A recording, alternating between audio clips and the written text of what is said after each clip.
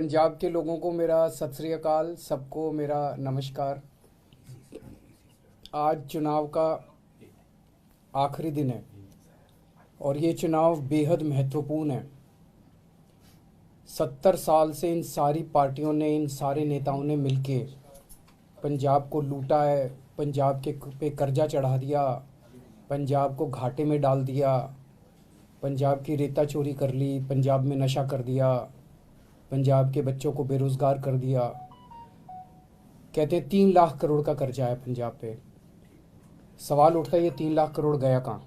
इन्होंने तो कोई काम नहीं किया, कोई स्कूल नहीं बनाए, कोई अस्पताल नहीं बनाए, कोई यूनिवर्सिटी नहीं बनाई, कोई कॉलेज नहीं बनाए। ये 3 लाख करोड़ रुपए गया कहाँ? ये इन लोगों के स्विस बैंकों में गया। इन्होंने बड़ी बड़ी प्रॉपर्टियाँ बना ली इन सारे नेताओं ने, और जनता जो है वो भुखमरी के कगार पे है। इसे बदलने का टाइम आ गया है और इस बार ऊपर वाले की कृपा से, वाहिगुरु जी की कृपा से एक अच्छी पार्टी, ईमानदार पार्टी, नई पार्टी आई है, आम आदमी पार्टी।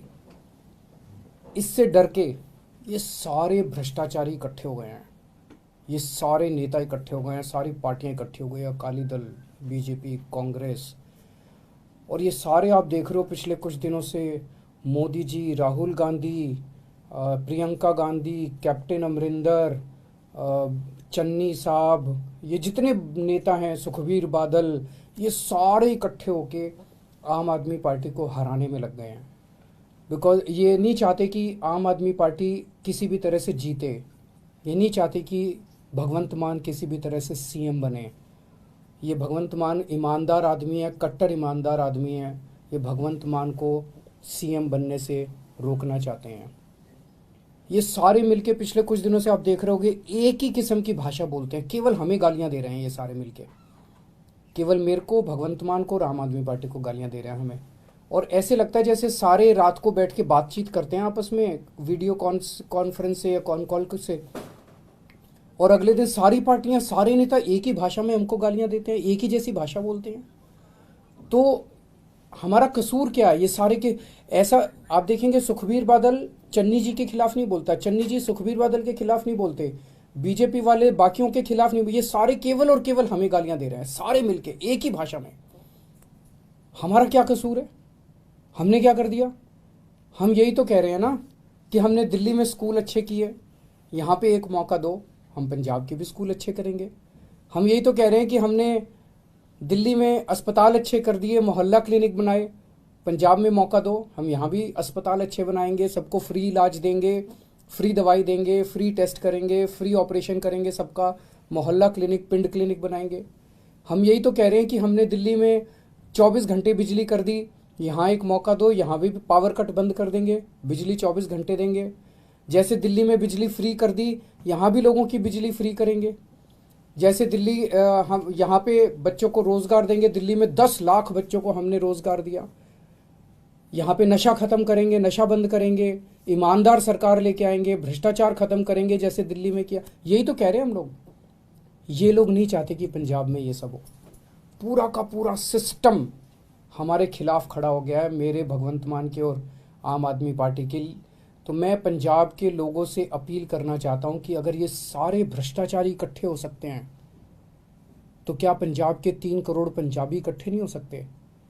इस बार सारे तीन करोड़ पंजाबी इकट्ठे हो जाओ और इस बार इस पूरे सिस्टम को हराना है। इन पूरी सारी पार्टियों को, ये पूरा जो सिस्टम है, आम अकाली दल का, कांग्रेस का, बीजेपी का, ये पूरा का पूरा सिस्टम इस बार अपने को हराना है। चाहे आप किसी भी पार्टी के हो, इस बार पंजाब के लिए वोट डालो, सारे इकट्ठे हो जाओ।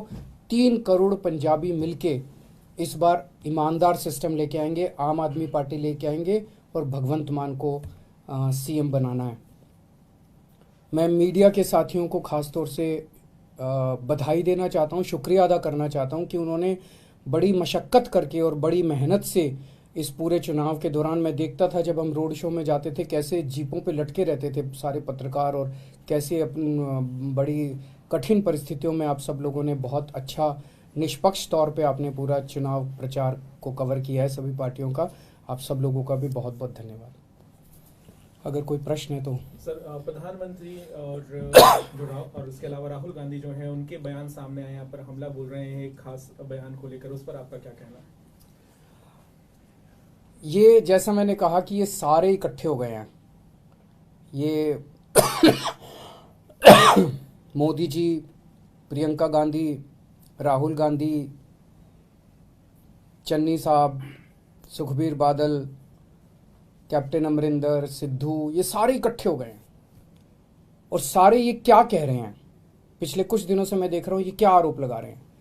ये कह रहे हैं कि पिछले 10 साल से केजरीवाल देश के 2 टुकड़े करने का एक प्लान बना रहा है, षड्यंत्र बना रहा है कि देश के 2 टुकड़े करेंगे और उसमें से एक टुकड़े का प्रधानमंत्री मैं बन जाऊंगा। मतलब ये तो कॉमेडी है, ये तो हंसने वाली बात है। ये हो सकता है क्या? 10 साल से केजरीवाल एक प्लान बना रहा है कि देश के 2 टुकड़े करूंगा और मैं उसमें से एक का प्रधानमंत्री बन जाऊंगा। तो मैं पूछना चाहता हूँ ये तो इसका मतलब मैं बहुत बड़ा आतंकवादी हो गया। तो ये इनकी सारी सिक्योरिटी एजेंसीज क्या कर रही थी? पिछले 10 साल में 3 साल तो कांग्रेस की सरकार थी। कांग्रेस वालों ने क्या किया? सो रहे थे वो लोग। 7 साल से बीजेपी की सरकार है, केंद्र में मोदी सरकार है। मोदी जी ने क्या किया? मेरे को गिरफ्तार क्यों नहीं किया? इनकी एजेंसीज क्या कर रही थी अभी तक? तो ये ऐसी हास्यास्पद बात है जिसको मतलब सुन के ही हंसी आती है। और शायद मैं दुनिया का सबसे स्वीट आतंकवादी होऊंगा जो लोगों के लिए अस्पताल बनवाता है, लोगों के लिए स्कूल बनवाता है, बुजुर्गों को तीर्थ यात्रा पे भेजता है। आज तक तो मैं समझता हूँ कि दुनिया में ऐसा कोई आतंकवादी पैदा नहीं हुआ जो सड़कें बनवाता है, पानी बनवाता है, बिजली ठीक करता है, लोगों को बिजली फ्री देता है, लोगों की सेवा करता है। ऐसा तो आतंकवादी आज तक कभी पैदा ही नहीं हुआ होगा। और बड़ी इंटरेस्टिंग चीज़ है, इसका जरा सा सीक्वेंस अगर हम देखें, राहुल गांधी जी ने सबसे पहले ये आरोप लगाए मेरे ऊपर। अगले दिन प्रधानमंत्री जी ने वही भाषा इस्तेमाल की जो राहुल गांधी ने इस्तेमाल की। अगले दिन प्रियंका गांधी ने वही भाषा इस्तेमाल की। अगले दिन सुखबीर बादल ने वही भाषा इस्तेमाल की। मेरे को कुछ मेरे लोग कह रहे थे जी राहुल गांधी पे लोगों को यकीन, या राहुल गांधी जी कुछ बोलते थे तो जनता विश्वास नहीं करती।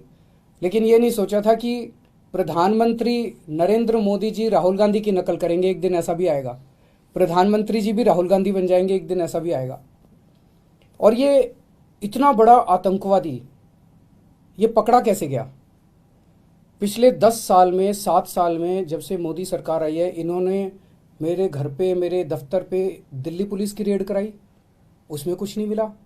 इन्होंने मेरे पे इनकम टैक्स की रेड कराई, ईडी की रेड कराई, सारी एजेंसीज की रेड कराई, मेरे दफ्तर में, मेरे बेडरूम तक पहुंच गए, किसी भी एजेंसी को कुछ नहीं मिला। फिर एक दिन एक कवि ने खड़े होकर कविता सुनाई और उस कविता में उसने कहा कि 7 साल पहले केजरीवाल ने मेरे को कहा था कि देश के 2 टुकड़े करेंगे, एक टुकड़े का पीएम तू बन जाइए और एक टुकड़े का पीएम मैं बन जाऊंगा। और उसके बाद राहुल गांधी ने ये बात कही। प्रधानमंत्री जी ने राहुल गांधी की स्पीच देखी, तब प्रधानमंत्री जी को समझ में आया कि इतना बड़ा आतंकवादी इस देश के अंदर पनप रहा है। ये तो शुक्र हो उस कवि का जो उसने इतना बड़ा आतंकवादी पकड़ लिया, नहीं तो इनकी सारी एजेंसीज नहीं पकड़ पाई थी। मतलब ये चल क्या रहा है? ये नौटंकी बना दी है इन लोगों ने। देश की सबसे बड़ी 2 पार्टियां, नेशनल पार्टियां, उनके टॉप के नेता मिलके देश की सुरक्षा का मजाक उड़ा रहे हैं। इस तरह से देश की सुरक्षा के ऊपर को डील किया जाता है। मैं समझता हूं कि आतंकवादी 2 किस्म के होते हैं।